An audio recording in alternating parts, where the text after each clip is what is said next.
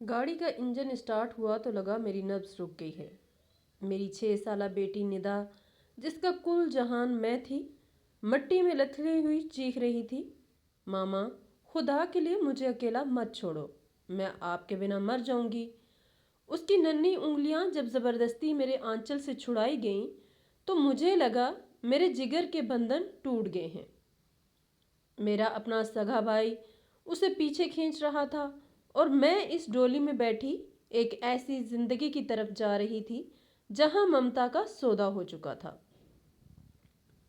मैं शीशे से पीछे मुड़ मुड़ कर इसका गिरना और तड़पना देख रही थी, मगर मेरे हाथ बंधे हुए थे और लबों पर मजबूरी के ताले थे। मुझे नहीं मालूम था कि जिस शख्स के पास मैं जा रही हूं वो मुझे एक नई जिंदगी देगा या मेरी रही सही सांसें भी छीन लेगा। और फिर इस रात जब असलम ने मेरे करीब आकर वो खौफनाक बात कही तो मेरे पैरों तले से ज़मीन निकल गई। हम 2 बहन भाई थे और मैं अपने वालिदैन की अकलौती और बेहद लाडली बेटी थी। मेरे वालिद साहब अगरचा एक प्राइवेट इदारे में मुलाजमत करते थे, लेकिन उनका ओहदा और मेहनत ऐसी थी कि हमें कभी किसी कमी का एहसास नहीं हुआ। वो दिन रात एक करके हमारे हर अरमान को पूरा करते और मेरी तालीम और तरबियत पर भी उन्होंने कभी कोई समझौता नहीं किया। मैं और मेरा भाई फरमान एक खुशहाल और मोहब्बत भरे माहौल में परवान चढ़े। वक्त गुजरता गया और जब अब्बा की तबीयत नासाज रहने लगी और बुढ़ापे ने दस्तक दी तो फरमान ने उनकी जगह जिम्मेदारी संभाल ली और इसी इदारे में काम करने लगा। अब अब्बा घर पर आराम करते थे, लेकिन उनकी आंखों में अब एक ही फिक्र रहती थी और वो थी मेरी शादी। मैं अपनी तालीम मुकम्मल करके घर पर अब्बा का हाथ बटाने लगी थी, मगर वालिदैन के लिए बेटी की रुखसती का ख्याल हमेशा एक मीठा सा दर्द बनकर रहता है। मेरे लिए रिश्तों की तलाश शुरू हुई तो बड़ी छानबीन के बाद एक ऐसा घराना चुना गया जहां लड़का अपने वालिदैन का इकलौता सहारा था और उसकी 2 बहनें थीं। जब वो लोग बात पक्की करने हमारे घर आए तो हमारी तवाज़ो और माहौल देखकर बहुत मुतासिर हुए, लेकिन रिश्तेदारों में चहमगोइयाँ शुरू हो गईं। मोहल्ले की औरतें और ख़ानदान वाले कहते थे कि सारा लड़का तो बहुत शरीफ और सीधा है, लेकिन उसकी माँ की आंखों में अयारी है, वो बड़ी तेज़ लगती है। इन बातों ने मेरे दिल में थोड़ा बहुत खौफ तो पैदा किया था, लेकिन वालिदैन के फैसले पर मुझे कामिल भरोसा था। अब्बा ने इन तमाम बातों को नज़रअंदाज करते हुए मेरी शादी की तैयारियां शुरू कर दी। उनके जिस्म में जैसे अचानक नई तवानाई आ गई हो। वो अपनी बीमारी और कमज़ोरी भूलकर बाज़ारों के चक्कर लगाते और मेरी पसंद की हर चीज़ इकट्ठी करने लगे। फरमान उन्हें रोकता कि अब्बा आप आराम करें, मैं सब कर लूँगा। लेकिन अब्बा मुस्कुरा कर कहते, बेटा ये मेरी इकलौती बेटी है, उसके नसीब के लिए मैंने अपनी पूरी ज़िंदगी और सारी जमा पूंजी लगाई है। मैं खुद उसका जहेज चुनना चाहता हूँ ताकि कोई कमी न रह जाए। शादी के दिन करीब आए तो घर में एक अजीब सी चहल पहल और उदासी का मिला जुला एहसास था। अब्बा ने मेरी रुखसती के लिए वो सब कुछ खरीदा जिसका एक बेटी सिर्फ ख्वाब देखती है। कीमती फर्नीचर, जेवरात और कपड़ों के अंबार लग गए, लेकिन अब्बा का दिल अब भी भरता नहीं था। वो हर रोज़ कमरे में आकर मेरे सर पर हाथ रखते और कहते, बेटी काश मैं तेरे लिए खुशियां भी इसी तरह बाजार से खरीद सकता। رخصتی سے ایک رات پہلے ابا اور امی صحن میں بیٹھے میری بچپن کی تصویریں دیکھ رہے تھے۔ ابا نے دھیرے سے امی سے کہا، بیگم، سارا کے جانے کے بعد یہ گھر کتنا خالی ہو جائے گا نا؟ میں نے اسے نازوں سے پالا ہے، پتہ نہیں وہاں اسے وہی پیار ملے گا یا نہیں۔ امی کی آنکھوں میں آنسو تھے۔ انہوں نے دلاسا دیا کہ آپ نے اپنی طرف سے کوئی کسر نہیں چھوڑی۔ اللہ تعالیٰ میری بیٹی کے نصیب اچھے کرے۔ ان دونوں کی گفتگو میں ایک ایسی تڑپ تھی جو صرف وہ والدین سمجھ سکتے ہیں جو اپنی جگر گوشہ کو کسی دوسرے کے حوالے کرنے والے ہوں۔ آخر کار وہ گھڑی آ گئی جب مجھے اس گھر سے رخصت ہونا تھا جہاں میری زندگی کے بہترین سال گزرے تھے۔ جب میں نے ابا کے گلے لگ کر رخصت ہونا چاہا تو وہ بوڑھا باپ جو پہاڑ جیسا مضبوط تھا پھوٹ پھوٹ کر رونے لگا۔ انہوں نے لرزتے ہوئے ہاتھوں سے میرا ہاتھ میرے شوہر کے ہاتھ میں دیا اور بھرائی ہوئی آواز میں کہا، یہ میری زندگی کی سب سے بڑی کمائی ہے، اس کا خیال رکھنا۔ امی نے مجھے سینے سے لگا کر ڈھیروں دعائیں دیں اور مصلے پر بیٹھ گئیں، جبکہ فرمان کی خاموش آنکھیں بھی بہت کچھ کہہ رہی تھیں۔ میں اس بوجھل دل کے ساتھ گاڑی میں بیٹھ گئی، یہ سوچتے ہوئے کہ میرے والدین نے میری مادی ضرورتیں تو پوری کر دیں، لیکن کیا یہ دنیا میری معصومیت اور ابا کے اس مان کو برقرار رکھ پائے گی؟ والدین اولاد کے لیے جہیز تو جوڑ لیتے ہیں، پر قسمت لکھنا تو صرف رب کے اختیار میں ہے۔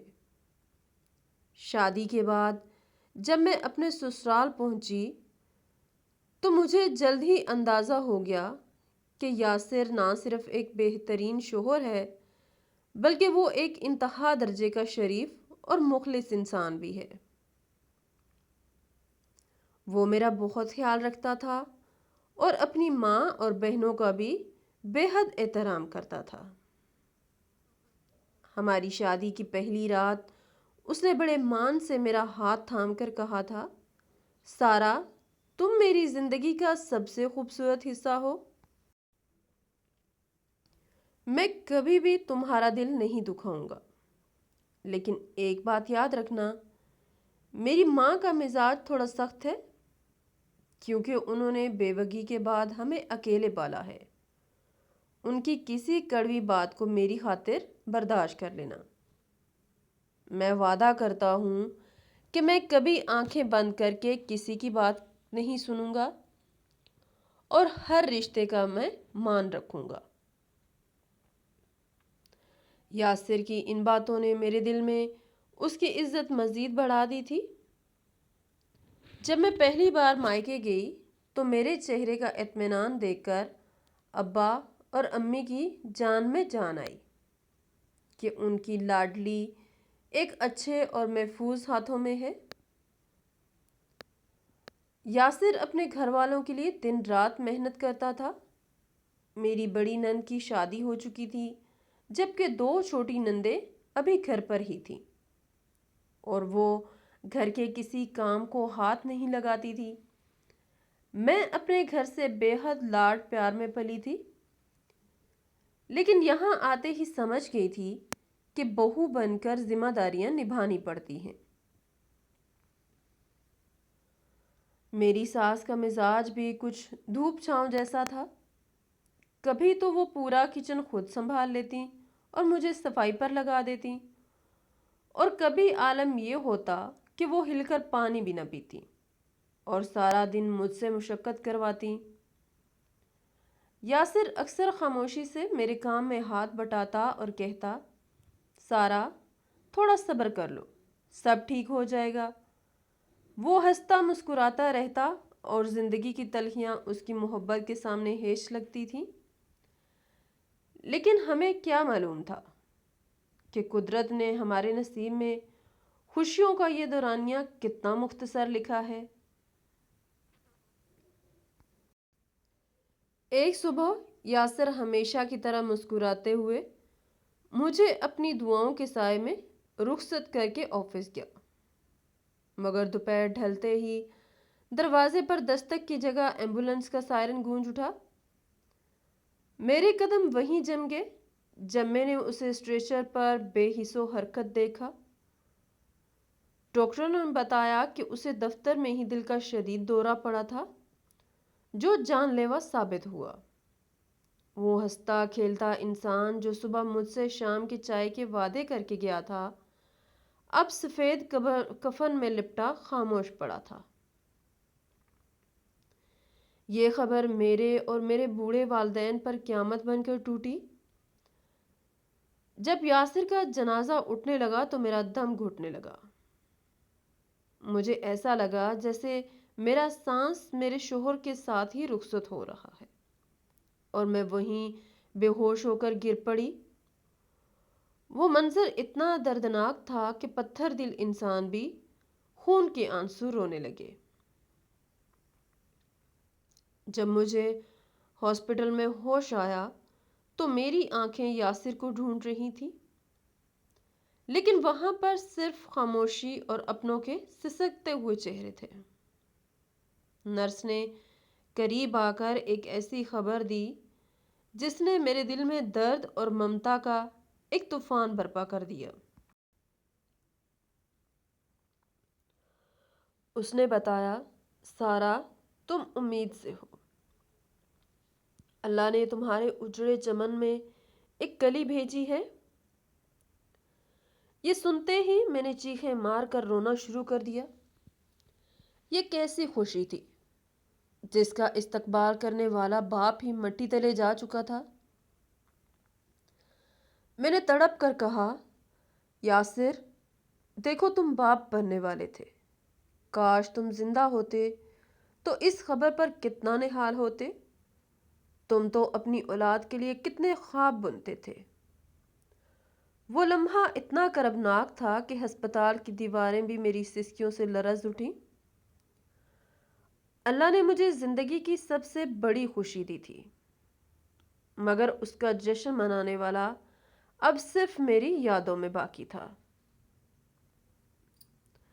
یاسر کے انتقال کے بعد جب میں اپنے سسرال واپس آئی تو وہاں کا ماحول یکسر بدل چکا تھا۔ میری سنگ دل ساس کو نہ تو اپنے بیٹے کے جانے کا غم تھا اور نہ ہی میرے پیٹ میں پلنے والے اس کے اپنے خون کی کوئی پرواہ۔ اس نے بے دردی سے میرے والدین کو بلا کر کہا، اب اس کا یہاں کوئی کام نہیں، اپنا سامان اٹھائیں اور اسے ساتھ لے جائیں۔ میں سن کر لرز گئی کہ ابھی تو میری شادی کو صرف 8 ماہ ہوئے تھے اور میرا سارا سامان ویسے کا ویسا ہی پڑا تھا۔ جب میں واپس اپنے مائکے پہنچی اور ابا نے میرا وہی سامان دوبارہ گھر میں سجایا تو میں ہر چیز کو دیکھ کر تڑپ اٹھتی کہ ابا نے مجھے کتنے ارمانوں سے یہ سب کچھ دیا تھا۔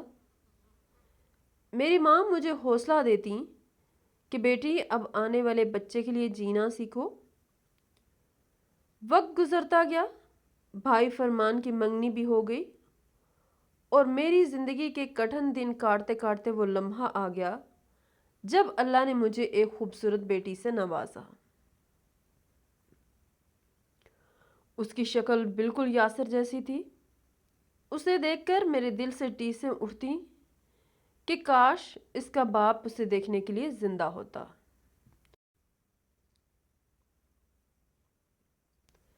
بھائی کی شادی ہو گئی اور بھابھی گھر آ گئی، لیکن جلد ہی گھر کی فضا بدلنے لگی۔ ایک دن میں نے بھابھی کو فون پر اپنی ماں سے کہتے سنا، امی، ساس سسر تو ٹھیک ہیں، مگر یہ نند جو اجڑ کر یہاں بیٹھ گئی ہے، اس کا کیا بنے گا؟ یہ تو اب ساری زندگی میری چھاتی پر مونگ ڈالنے کے لیے یہیں رہے گی۔ یہ کلمات میرے کانوں میں پگھلے ہوئے سیسے کی طرح اترے اور مجھے دیوار کا سہارا لینا پڑا۔ مجھے احساس ہوا کہ باپ کا گھر اب میرا نہیں رہا، اب یہاں بھابھی کی حکمرانی ہے۔ میں روتی ہوئی اوپر کے کمرے میں چلی گئی اور امی سے کہا کہ مجھے کوئی جائیداد نہیں چاہیے، بس مجھے اوپر والے کمرے میں رہنے دے، میں سلائی کڑھائی کر کے اپنی بیٹی کو پال لوں گی۔ مگر ابا اور امی بضد تھے کہ ایک جوان بیوہ اور چھوٹی بچی کا تنہا رہنا ناممکن ہے، اس لیے وہ میرے لیے دوسرا رشتہ تلاش کرنے لگے۔ آخر کار ایک رشتہ طے پا گیا۔ وہ شخص رنڈوا تھا اور اس کے اپنے 2 بچے تھے۔ اس نے وعدہ کیا کہ وہ میری بیٹی ندا کو بھی اپنے ساتھ رکھے گا۔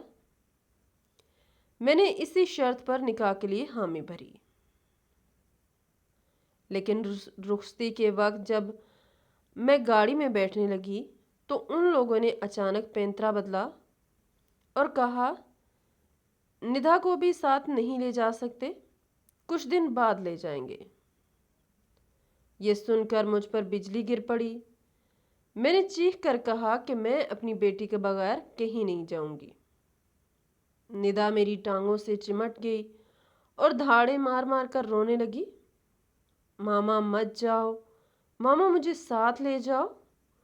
اس کی معصوم چیخیں آسمان کا جگر چیر رہی تھی، لیکن میرے بھائی نے زبردستی اسے میری ٹانگوں سے الگ کر کے پیچھے کھینچ لیا۔ وہ لمحہ میری زندگی کا سب سے اذیت ناک لمحہ تھا، جب میں اپنی ممتا کو پیچھے سسکتا چھوڑ کر ایک انجانے سفر پر روانہ ہو رہی تھی۔ گاڑی جیسے جیسے آگے بڑھ رہی تھی، ندا کی آوازیں میرے کانوں میں گونج رہی تھیں۔ میں نے شیشے سے پیچھے مڑ کر دیکھا تو میرا بوڑھا باپ بیٹی کی جدائی میں نڈھال کھڑا تھا اور ندا مٹی میں تڑپ رہی تھی۔ میں ایک ایسے گھر کی طرف جا رہی تھی جہاں 2 سوتیلے بچے میرا انتظار کر رہے تھے، جبکہ میری اپنی جان، میرا ٹکڑا، اپنوں کے رحم و کرم پر پیچھے رہ گیا تھا۔ مائکے کی دہلیز پر لٹ جانے والی بیٹیوں کا دکھ کوئی نہیں سمجھ سکتا، جنہیں اپنوں کے طعنے اور حالات کی مجبوریاں ایک ایسی آگ میں جھونک دیتی ہیں جہاں ممتا بھی بے بس ہو جاتی ہے۔ اسلم کے گھر قدم رکھتے ہی مجھ پر انکشاف ہوا کہ وہ نہ صرف بدتمیز بلکہ ایک انتہائی کم ظرف انسان تھا۔ وہ بات بات پر مجھے میرے پہلے شوہر کے طعنے دیتا اور جتاتا کہ میں وہ نہیں ہوں، مجھ سے لاڈ اٹھوانے کی امید مت رکھنا۔ میں نے اس کے دونوں بچوں کو ماں بن کر پالا، ان کی ہر ضرورت کا خیال رکھا، مگر وہ پھر بھی شک کی نگاہ سے دیکھتا اور دھمکاتا کہ اگر میرے بچوں کے معاملے میں کوئی کمی ہوئی تو تمہاری جان لے لوں گا۔ جب میں تڑپ کر اپنی بیٹی ندا کا ذکر کرتی تو وہ زہریلی مسکراہٹ کے ساتھ کہتا کہ تم پہلے ہی سوتیلی ماں کا کردار ادا کر رہی ہو، اسے لے آئیں تو میرے بچوں کو بھول جاؤ گی۔ میں فون پر امی سے رو رو کر فریاد کرتی، مگر وہ یہی کہتی کہ بیٹی وہ وہاں ٹھیک ہے، ابھی سمر سے کام لو۔ ایک دن میری بہت منتوں کے بعد وہ مجھے مائکے لے گیا، جہاں میں نے اپنی 6 سالہ ندا کو دیکھا تو میرا کلیجہ منہ کو آ گیا۔ وہ بے حد کمزور ہو چکی تھی اور اس کی آنکھیں اندر کو دھنس گئی تھیں۔ وہ مجھ سے دیکھتے ہی لپٹ گئی اور ہچکیوں سے رونے لگی۔ ماما مجھے چھوڑ کر مت جانا، میں آپ کے ساتھ جاؤں گی۔ واپسی پر جب بھائی نے اسے زبردستی مجھ سے الگ کیا تو اس کی چیخیں میرے وجود کے پرخچے اڑا رہی تھیں۔ اسلم نشے کا عادی بھی تھا، جس کی وجہ سے اس کا پارا ہمیشہ چڑھا رہتا تھا۔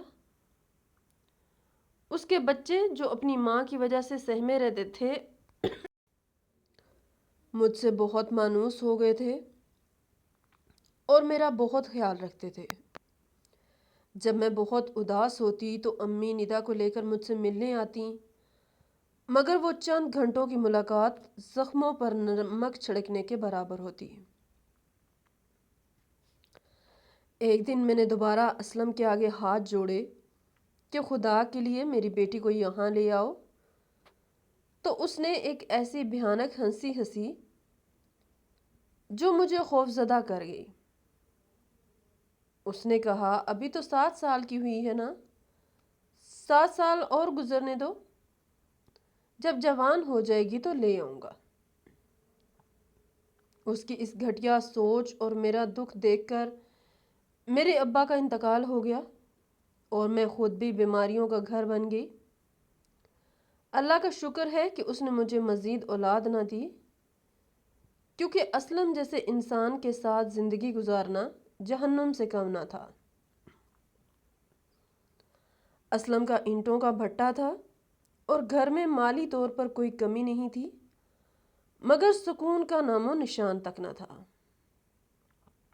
ایک دن جب اسلم کام پر گیا ہوا تھا، میں بچوں کو گھر چھوڑ کر ندا سے ملنے نکلی۔ ابھی میں مین روڈ پر رکشے کا انتظار کر رہی تھی کہ اسلم نے مجھے دیکھ لیا۔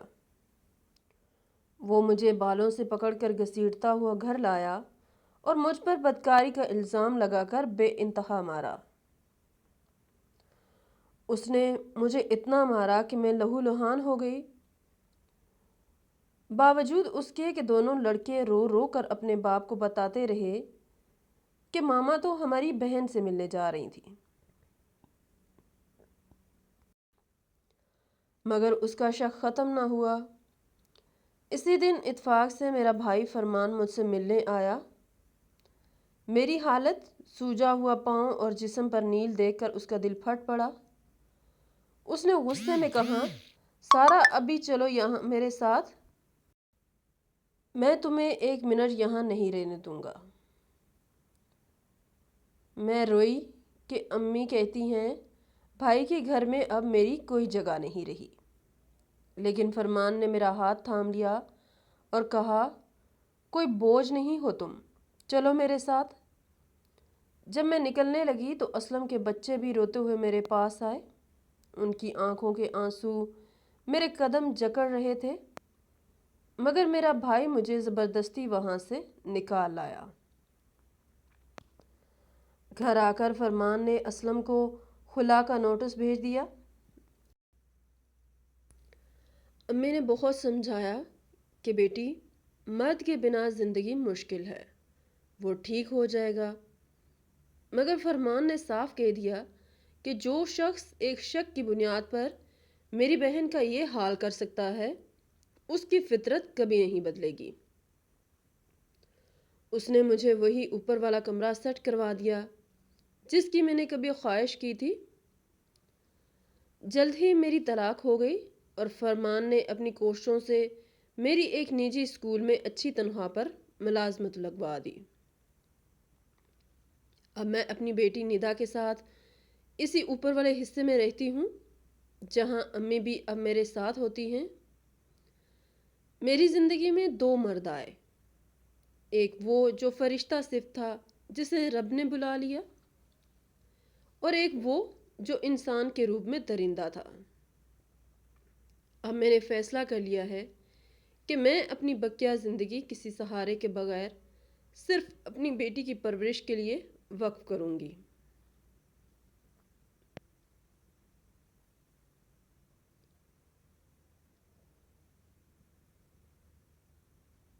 بیٹی کی جستجو اور مائکے کا مان، انسان کی زندگی میں کبھی کبھی آزمائشیں اس لیے آتی ہیں کہ وہ اپنے اصل ہمدردوں کو پہچان سکے۔